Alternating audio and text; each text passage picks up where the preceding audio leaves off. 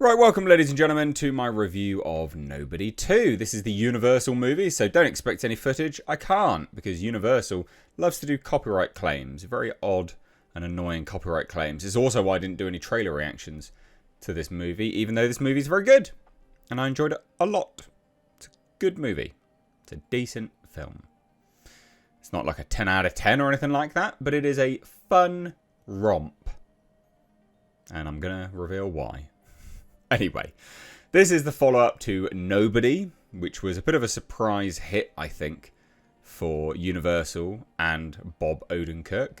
Bob Odenkirk stars as Hutch in Nobody. Just a quick recap of Nobody if you haven't watched it. He's a house husband, basically.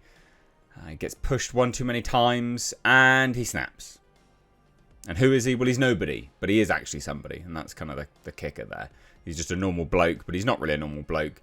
He's kind of a hitman type deal-ish. I don't know, really. I don't know what you'd... A special operative. Anyway, this movie picks up where the previous one left off to a degree.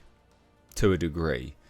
It would probably be better if you have watched the first one to go into this one.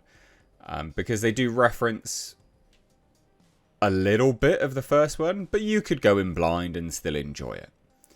So, at the end of the first movie, he torched $30 million worth, well, $30 million, basically, of Russian gangsters' money.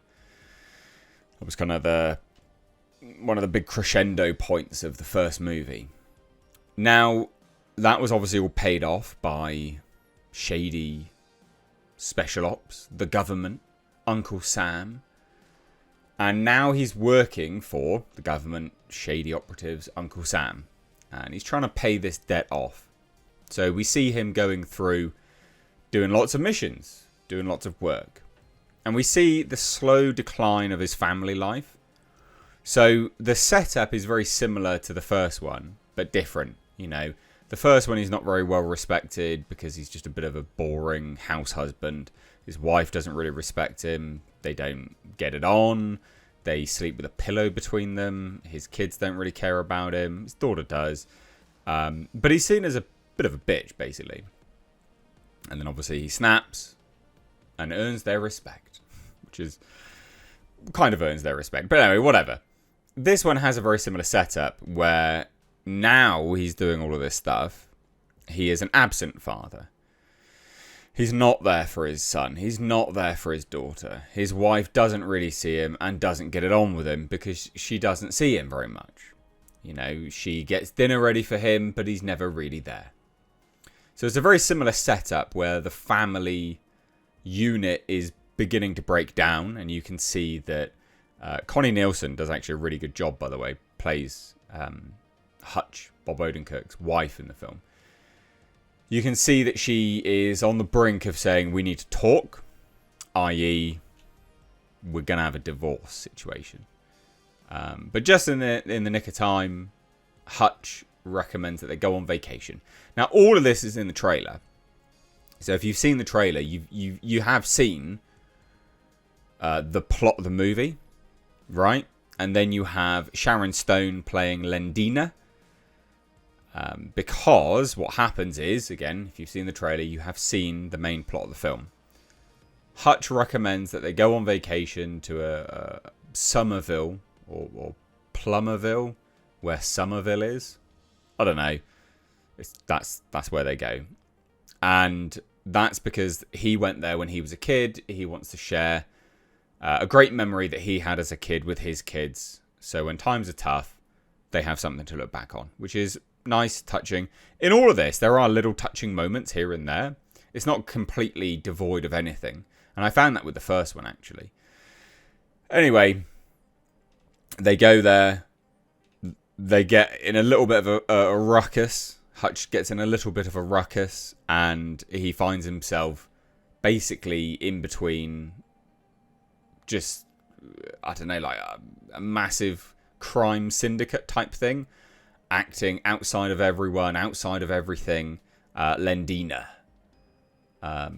She's mental. She's psychotic. She's going to go balls to the wall, left, right, and centre. You name it, she's going to do it. She doesn't care. She's ruthless, merciless.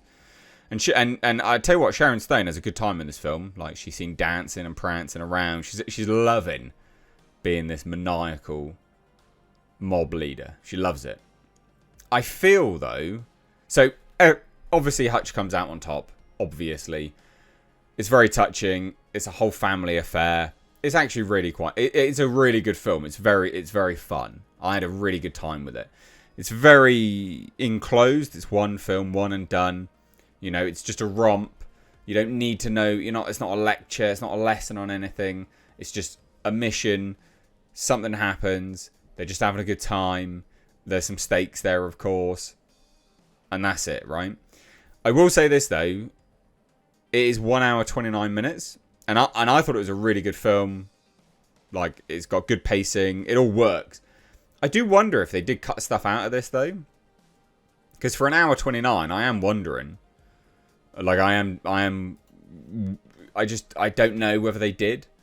But the first one was 1 hour 32 minutes as well. So maybe that's the time span that they think is comfortable with these films. But it reminds me of a bit of a throwback movie. You know, like a bit of a Taken type deal. You know, when we had these sort of like action movies that would just turn up and they would just be a fun time. You'd enjoy it and that was it. This is a bit like that. It's a bit of a throwback. It's nice. Like, it's really refreshing. There's no lectures. There's nothing that you need to know about it, really. It's just a decent film. You know, it's not trying to tell any grand story of anything deeper than that. It's just a good film. It is funny. Like, there are genuinely funny moments. They blend. The problem with action movies when they try to do comedy is that they lean too much on comedy and then there's no stakes. And I feel like Nobody does a really good job of still being a really solid action film, because there is a lot of action, but and despite having comedy, which is actually funny, still having stakes in it.